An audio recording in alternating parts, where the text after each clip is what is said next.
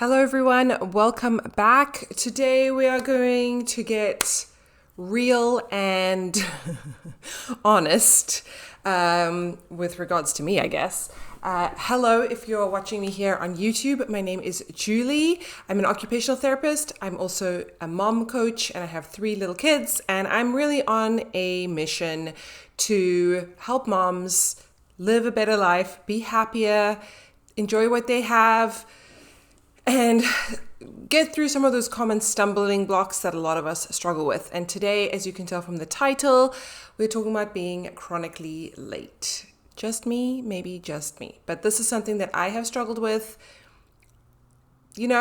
my whole life, I guess. I don't know. I guess it depends how you compare. It's so hard. My ego doesn't want to throw me under the bus. And at the same time, I want to stop making excuses, which I'm going to get into in this video. I have a lot of things to unpack here. You would be surprised by how much being late and feeling rushed and stressed all the time can inspire a lot of verbiage. So buckle up, get yourself a cup of tea or coffee or whatever you want and chill out, get your knitting, do something. I don't know, maybe you listen to me while you're cleaning. Let me know how you listen to these podcasts and video episodes. You can also watch me on Spotify, listen on Spotify, so make sure you head over there if that is your preferred platform. But let's jump into this and why I want to talk about this, and kind of some of the things that we're going to discuss in this video. So I'm just going to give a brief background as to my relationship to time and being late.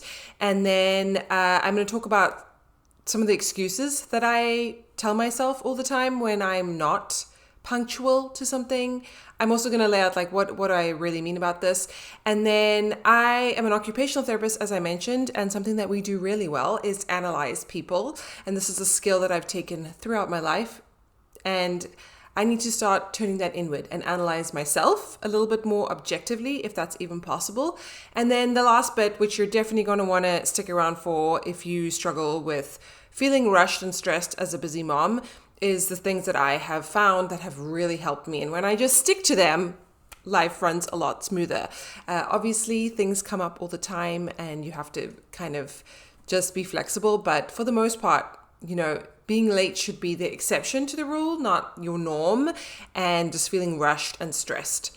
So just quickly, I don't know. I feel like I grew up in a family where my mom was always very punctual, but to a fault. So she would be early.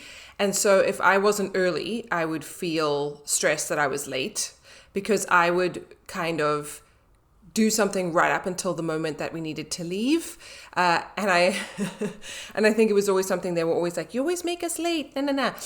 In my defense, my dad, I think, was more like me, where he wasn't getting to places, 15 minutes early or 30 minutes early. But anyway, so I think I've always been someone who doesn't feel the need to get to a place 15, 20 minutes early or be ready so soon and be waiting for everybody. That's just not my personality. I think there's a balance to all of these things. And for the most part, through my adult life, I had other people helping me get on, my dad would take me to school and I was always there an hour before everybody else because he needed to take me early to school because that worked out with his work schedule, blah-de-blah. I don't know if I had a reputation of being late, but I definitely found that this was massively exacerbated, the stress of it, once I had kids, right? Which isn't that the tale as old as time? Kids will enable you to find those weak points where you struggle and then just magnify them. So if I didn't have children, I don't think this would be as much of a struggle, but because I have to now motivate 3 little people to do what I need to get us to a place on time when they don't really care, ultimately, it's a lot harder for me. So I want to just preface it by saying that this is not something I've always been very good at. And now it's just gotten kind of worse. Again, I also don't know objectively, and here's my ego talking again, if people in the real world would consider me as a chronically late person. I really work hard at it. So I really try hard. I think I'm a little hard on myself because if I'm not, 15 minutes early, then I'm late. I think that stems from childhood trauma. But I'm on time usually, but I don't feel good about it. The energy around it is rushed. So I really want to change that. I just don't want to be this person anymore. And I think there's a part of my identity that thinks that I'm just a late person or I'm just like rushing all the time. And I want to shift. I want to shift that. So that's where we're coming from. I want to just go through my excuses that I have, because maybe some of these excuses you have as well. Let's get through. Okay, so excuse number 1, I have 3 children. Okay, I have 3 kids. So obviously I'm going to be late for things. Again, it can be the exception, not the rule. Like, yes, things are going to come up that are beyond your control. And people do understand when you have multiple kids. And a lot of my friends have 1 child or only 2 kids. So I can play that card for only so long. And then at some point I have to move on with my life, because if I permanently use this, I have 3 kids, that's why I'm always late. What about the person that has 4 kids? Or, so, and as I said earlier, like my kids, they're young, so they don't really have the same, they don't internalize time in the same way I do. I don't even know if they fully understand the concepts of time. My older ones, yes, but definitely not my little one. And my oldest one definitely wants to be early for school. He wants to be like, he loves when my husband is home. He wants to be like one of the first kids there. But it's not enough for him to actually like really get a move on sometimes. Like if he gets lost in a book, love that for him, but not at like 7 a.m. when we need to leave at like 7:20 or 7:30, right? He gets lost in a book, he's still in his pajamas, he hasn't done anything that I've asked him to do because he's reading. That's like not going to help the cause. Okay, excuse number 2 that I talk about a lot and tell myself is that I solo parent alone. So my husband travels a lot for work. We live in Austin, Texas, and his work is in New York City, usually. Well, the headquarters of his work. So he's traveling often to New York for, usually the thing is, it's usually during the week where we have places to go and we need to be on time for things. And we do have on the weekends as well, but it's a little bit more relaxed. So it's really heightened when he's away because there's only one of me and I'm trying to corral the troops. So that is definitely an excuse or a reason that I use a lot for being stressed or rushed, because there's only one of me a lot of the time. Excuse number 3, not only do I have 3 children, but I have a 3-year-old. And if you know, you know. I know a lot of people that listen to me or watch me have younger kids. Trying to get them to do anything, I mean, you need to pull out all the tricks of negotiation and make them think it was their idea. But, my 3-year-old, like everyone's 3-year-old, she will not occasionally, but she will often have a tantrum where she lies on the floor and kicks her legs for a little bit. She'll undress herself in whatever we've just put on. She doesn't want to eat her breakfast. She doesn't want to brush her teeth. She doesn't want to put on her shoes. Sometimes she's fine. Sometimes she's all in and happy. Sometimes she's not. She's so unpredictable. And so that definitely can throw me for a loop. And I can, again, having a toddler, it's a valid concern. But also I need to adapt so that she doesn't completely rule my life, just only a little bit. And then the last one, it's not even really an excuse. I'm adding it as like a 3.1 excuse, but we are renovating our home, which means that, we have people coming in and out. Their schedule to me is very unpredictable. They block the driveway. They show up often when I need to leave to go and pick up my kids from school, and then they want to have a conversation. And there's a part of me that's like, if I don't engage right now, when will I see them again? When will I want to make sure they hear me loud and clear. Like I'm managing the person that's managing the people that are doing the work, so there's that element too. But it's a temporary thing. I'm hoping it's going to be done soon. It should be done soon. But it does create a little bit of, it does definitely, it can delay things, let's say. But as I said, 3.1 excuse, not like a real excuse. Okay, so a lot of people have many more excuses or reasons to be late than me. Like if you have some kind of disability, if you're ill, I don't know, you have many more children than I do. You have a job to get to. I mean, if I had to compound working out of my home like I used to with all of this, oh my God, I don't know how I would be functioning. Honestly, I don't know how I'd be functioning. Not as things stand right now. Like, we would have to make some radical shifts. I used to have dreams of being late for my job and like showing up somewhere, and I was trying to type in my password to get in, to log onto the system to say I was there, because we had to clock in. It was so stressful. I found it so stressful. And I used to have dreams that I would show up at a place and I couldn't get into the computer. And it permeated my subconscious. It stressed me out. I think most of the time I was on time. I mean, occasionally I was like a minute late or something, but oh man, it was very stressful. So I'm really glad I don't have that. But if I had that, I mean, that's a mega reason to feel stressed and rushed all the time. So I acknowledge I'm being a princess over here, and I'm in control of a lot of this, and I can change my behavior. So I want to go into my next point, which is, what is it about me that I can analyze, that I'm bringing to the table, that is contributing to this, that can either help or hinder the situation? So here we go. All right. I have the personality where I tend to want to do everything now. So you can call it impatience, whatever. It's great for productivity because I can go, go, go, go, go. When I'm in the right frame of mind, like boom, boom, boom. And with a bit of discipline, I can kind of keep that up, right? It's terrible for punctuality because then I want to do everything before we leave the house, because I'm using the leaving the house as the boundary of like how much time I have. But what my brain is failing to really recognize is that I have 3 children that are not necessarily going to play ball, and they're not going to get themselves ready a lot of the time. Like the older ones, yes, but not without like prompting and reminding and have you got this and have you got that? Like, let me know if this happens to your kids too, because I feel like this is just my children sometimes. Like, have you got your water bottle? Have you got your shoes? Have you got your sunscreen? I'm like a broken record, but I think that's little kids, I think.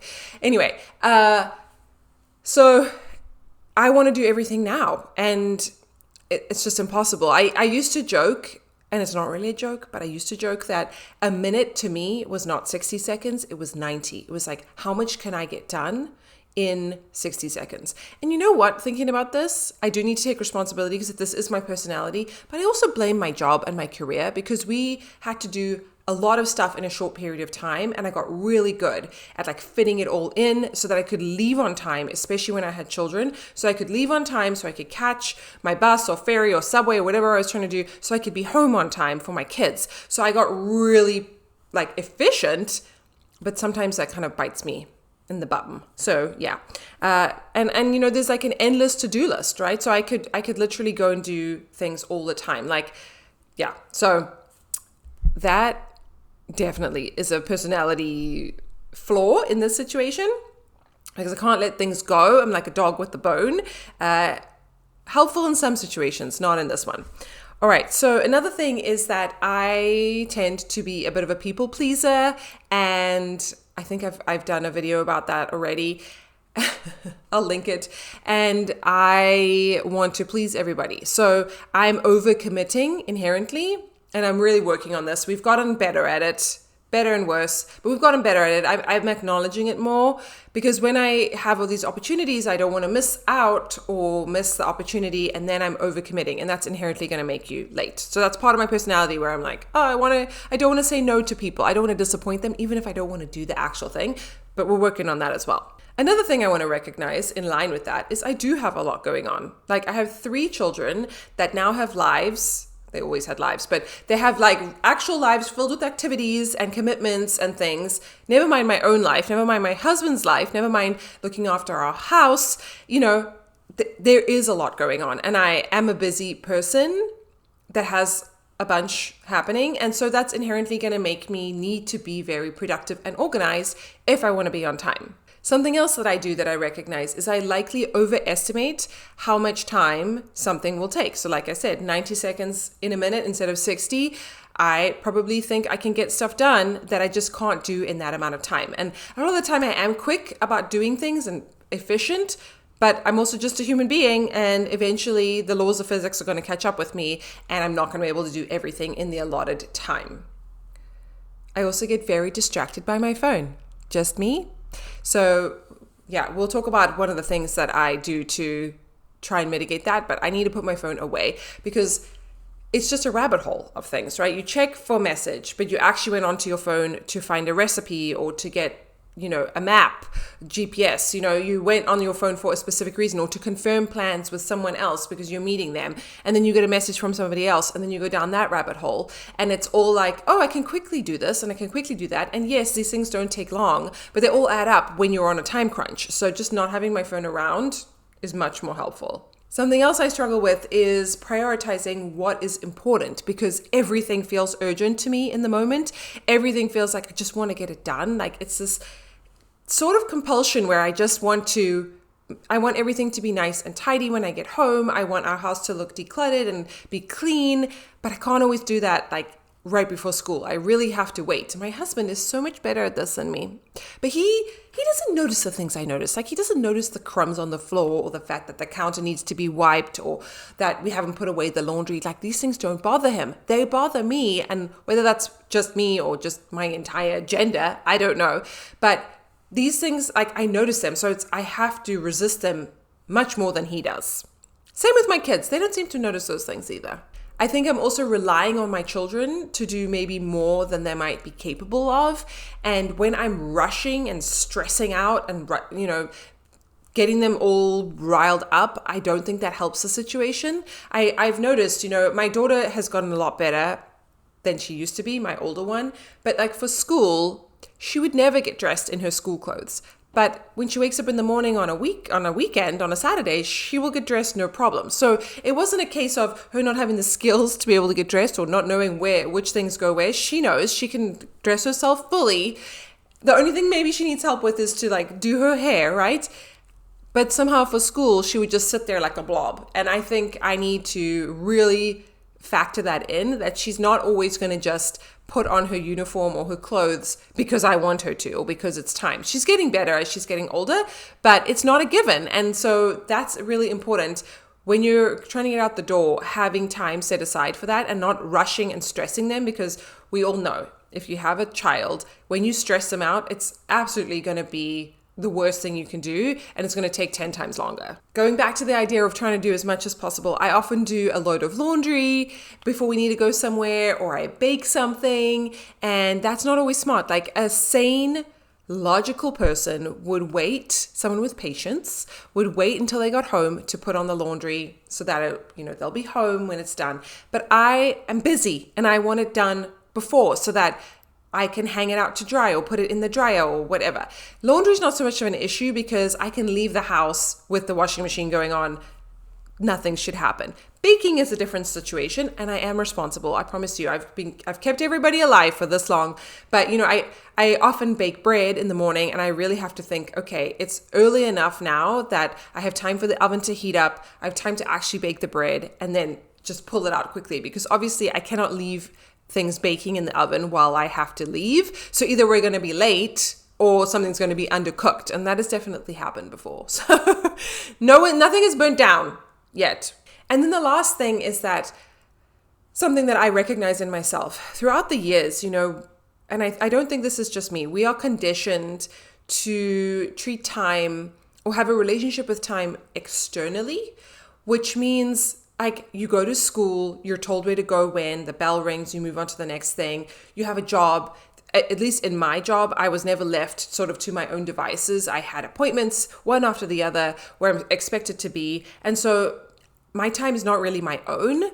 The one pro of that, I guess, is that I don't need to be responsible for managing it, and I just kind of follow what I'm being told to do. The awful side of that is A, I want my own time, but B, I don't learn how to manage my time more effectively. And this is something my husband has told me before, that I have poor time management. And I kind of, sometimes the truth hurts, but I understand what he's saying. And I also recognize that I've been conditioned in a certain way for such a long time that now I almost have to unlearn that and learn how to manage my own time. And as I've spoken about before in these podcasts, this time right now in my life is the first time in my entire life, I mean, literally in my entire life, that I have had time to myself, like a chunk of time, like a few hours every day to myself, not even every day, weekdays, while my kids are at school, to manage as I please. the first time ever. So I'm learning these new skills, and I also don't want to squander this time. I don't want to waste it. So it's something that I recognize in myself is hard for me to do. And that's why we're working on it. That's why we're doing videos, because I feel like if it's hard for me, maybe it's hard for you. Maybe you can learn from this. Maybe there's someone in your life that struggles like me, and you can have a bit more empathy for them. And maybe some of these strategies that I'm going to share right now will help them. So you can send them this video if it's helpful. All right. So strategies that I have found that have really helped me, because I'm not a complete disaster. Okay. I still run my life. I know it doesn't sound like it after this video, but even though I struggle with these things, I have found solutions that have really helped. And as I said at the beginning of this video, if I just do them, everything will be hunky-dory. Okay, so one of the things, and this is in no particular order, so take it as you feel it's helpful to you. Okay, hiding my phone. So this is what I spoke about, getting super distracted and scrolling, and not even scrolling. I'm not like necessarily checking Instagram. I mean, sometimes, but that's not really the thing. It's more that one thing leads to the next, and all of these things do need my attention, but not like right now. That's where I struggle. So I do need my phone sometimes. I need, as I said, to confirm directions, to, confirm that I'm meeting somebody. A habit, just a side note that I've really taken on board is confirming plans with somebody before I leave my house, or just always double checking that we're still on to meet at this place at this time, or this is still happening, following up with people. Like, that still needs to happen. And so I need to have my phone around, but sometimes I just put it in a drawer or just leave it in my bedroom, and then I'm in the kitchen doing all the kids stuff. And only once I'm basically like 95% done, like most of the stuff is done, only then do I allow myself to look at my phone, like as a little reward, which we're going to get to in a second. All right, sometimes I tell myself I need to be somewhere 15 minutes earlier than I actually do. The thing is, my brain is smarter than that. And I know that the time is at X. Like, I have a good memory for these things. I know that the event is at 1, not at 12:45 or whatever it might be. And so I have to like trick myself. Occasionally, what I found is really helpful is that we've had a few events or activities that we need to get to that are like 15 minutes after the hours. They're at 12:15, but your brain defaults. So in the calendar, it'll say 12:15, and I'll look at that and I'll be like, is it really 12:15? Or did I enter this incorrectly? In my head, it's 12. It's like noon. It's on the hour, right? And so I've had a few situations where I believed that the event started at noon, but it actually started at 12:15. And it's like really great to show up somewhere. I mean, I was still rushing to get there, to be there at 12, but it's great to show up somewhere and just be able to breathe and like, okay, it actually started at this time. So sometimes I try and trick myself, or you can do that in your calendar, or I could probably even get my husband to just bump everything up by 15 minutes so that I think it starts 15 minutes early. We're working on all these tips so that I don't have to trick myself, but that is a good strategy if you are struggling to get somewhere on time. Problem is, after a while, school starts at this time, and but it's always good to have that buffering time. So I think that's a helpful tip. I especially like to do this when I'm driving somewhere that's further away. That's going to take me anything probably longer than 20 minutes, because then you don't have as much wiggle room. If something goes wrong, you might encounter more traffic. Or if I don't know where I'm going, like if I'm going somewhere for the first time, we've been doing a lot of sporting events around like Austin, and I don't know it very well. So I take the wrong turn off every now and again, and I need to have buffered in time to do that, to do an extra sightseeing tour. Okay, something else that I find helpful is that I mentally calculate backwards when I need to leave, how much time I'll need, and divide my day into chunks. So here's an example. I need to leave home around 2:45 on an average day to pick up my kids from school. I tell myself that I need to be ready by 2:30. So I need to have done everything possible to get ready to leave for them. So that could be just getting all their things ready, like their food, because they're so hungry after school, snacks, their clothes that they might need to pack in, just putting the bags in the car. Like, I try and do that actually early in the morning if I can, make them another like lunch, a second lunch for the day, and put it in the fridge. Just have to remember to take it out the fridge. I try and get myself ready, because then when 2:30 rolls around, when I'm like kind of preparing to leave, that's when I could quickly wash a dish or check my phone, or heaven forbid, I have time to read a chapter in my book. the little things come up, right? You need to buffer in time. And so I always do that. So then I'm like in my head, okay, I need to be ready by 2:30. And then I kind of do things back in chunks, 2 hours at a time. So when it gets to sort of 12:30, I'm like, okay, I have 2 hours to do something. That's a meaningful amount of time. I can do something like actually useful in this time period. And I find that's really helpful. What you can also do is I have a planner that I've shared before, and it has like chunks of time on there, and you could write things down, especially while you're learning the skill. If you take this on, like if you are like me and you have to self-manage your time, you have a job, but where they leave you alone and you just finding it hard to get things done, or you are in my situation where maybe you work for yourself and you can kind of determine how much you want to create or put out there, how much you want to work, or your kids are at school and now you have like 6 hours to yourself and you want to make that productive in whatever way that is, working out, seeing friends, volunteering, looking after your home, looking after your garden, whatever. You can put that into your planner and put it in chunks, like 2 hours to work out, 2 hours to go and have lunch with a friend, 2 hours, whatever the case may be. And that way you teach yourself how to do it. And that's a learning technique that we use. We write things down until it's so integrated into our minds that we don't need to write them down anymore. Or it's just fun to write things down, pen on paper, old school. So you can do that forever, whatever works for you. Okay, something else that I do this with my kids, so I don't know why I wouldn't do this with myself. At the end of the day, like we're all the same. We're all human beings. They're just a little bit earlier on the journey than I am. So a reward strategy, like simple, like a mouse with cheese or whatever it is. With my children, I do the same thing. Like I was talking about my son sitting on the couch reading a book that he's really into. As I said, I'm so happy he's reading. It's so wonderful. But this is not their time. This is not their time. We have a 20-minute drive to school. He can read in the car. He's one of these people that is blessed and seems to be able to read in the car without feeling nauseous. I am not that person. I want to get sick. And he doesn't have to drive. He has a permanent chauffeur all the time.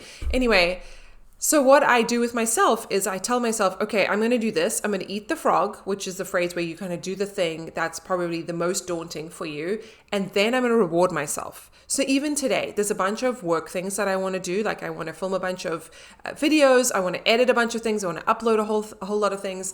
That is work for me, and it requires brain power, and it's not relaxing per se. Like I love it, but it's not relaxing. And there's things I want to do for myself. So I know that I have a whole bunch of things that I'm dangling as a carrot. Like I'm reading a book. Shout out to Kristen Hanna. She's awesome. I'm reading The Woman, if anyone's interested. I'm reading a book that I really want to read, and I don't have enough time to read it at night. I'm exhausted and I want to go to bed. So I want to read it like as my reward for like 30 minutes during the day before my children come home, if possible. I want to organize my closet. I want to sort out our Christmas and birthday presents that are coming up, and holidays are coming, Halloween, all of these things. I've kind of accumulated a bunch of things that I need to sort out.